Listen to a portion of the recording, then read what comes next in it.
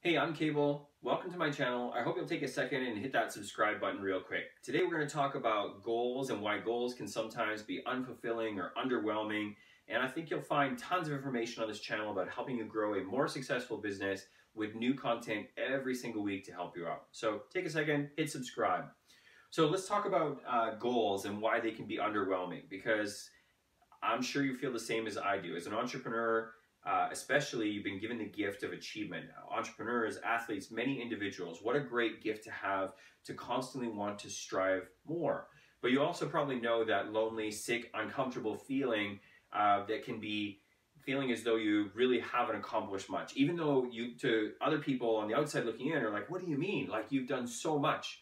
But it can still feel underwhelming, discouraging, frustrating, like you just haven't done enough at this point in your life or haven't accomplished enough thus far. That's a real common problem. And to be totally honest, it's one that I have struggled with my whole life. So this concept was really, really important to me in helping me understand it and trying to fend that off. And it's still something that I have to work at, as you will probably find as well, which is why I think this concept is so important and I wanted to make this video today. So we all know the importance of writing goals, right? And we all know the importance of reviewing them regularly and setting new goals. So, but let's talk about, a key mistake that we often make with our goals. So let's talk about the goal setting process. After this video, if you haven't updated your goals in a while, you should take 30 minutes, go to a quiet place, contemplation and reflection, and start jotting down new goals. So you're going to have this little thought bubble, and you're going to start with, what should my dream or ideal life look like? And I want you to describe it in as much detail as possible, right? And we all know the second step for goals is to break those down short term, in what are the steps that get there.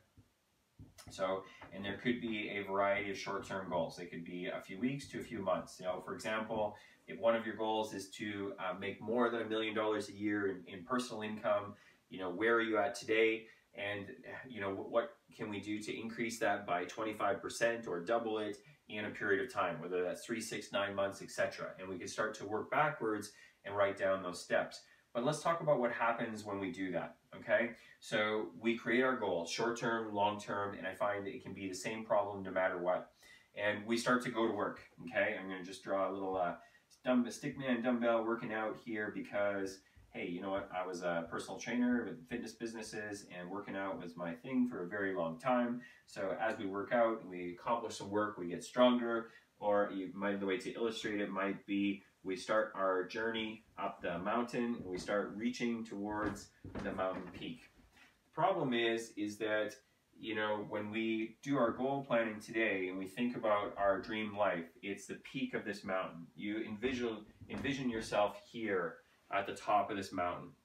But here's the problem, okay? So we start climbing the mountain, you get to this mountain, and there's kind of some clouds here, right? There's clouds in the mountain. So when you get to this peak, suddenly what you couldn't see before is there's this other peak that's way higher, and it just looks way cooler, right? And this is a really common thing for us, especially as entrepreneurs, that we strive to, and we reach a goal. And when we reach that goal, we have this really bad habit of looking at our dream life again. But the only problem is that it's not any closer, right? It's not any closer. In fact, it's just as far away, because you think this cloud was the ultimate pinnacle of success. It was your dream life. But you get through that cloud to see another cloud and realize suddenly that must be it. That must be the dream life. And that's the problem with this type of achievement syndrome that we all have as business owners and entrepreneurs. So it's really, really important that we teach ourselves that when we achieve this mountaintop, what we need to do is not look this way, but rather look this way, to when we were standing down here at the bottom of the mountain. So how do we do that? Well, one of the most important things is make sure that your goals are absolutely written, and make sure that they are dated. And when you write your goals, map out with your short term in particular, where are my reflection points? Meaning, what's the deadline? So as I film this, it's about the end of May, so September 30th, end of another financial quarter for most businesses, great time to reflect. Really, really important to schedule in my calendar, September 30th, review the goals from May. right? And compare. So when you set your goals, having points of measurement, my personal income today per month is this, right? Here's the other things that I can measure right now. The company has this many assets. We have this many customers. We're generating this many leads per month. We know what the dream looks like on September 30th. It's really important that we look backwards. Guys, it's a really simple concept. This video doesn't need to be any longer than this. The point of this is that we have this bad habit with achievement syndrome to be always looking ahead. But it's so, so important to just take a moment and look behind you to reflect and measure how far you've come.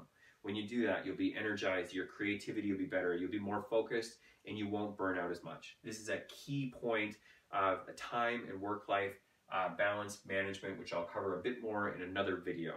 Today we're talking about the gap. Remember to always reflect backwards. Okay, I hope you'll subscribe. I'd like to see you again next week.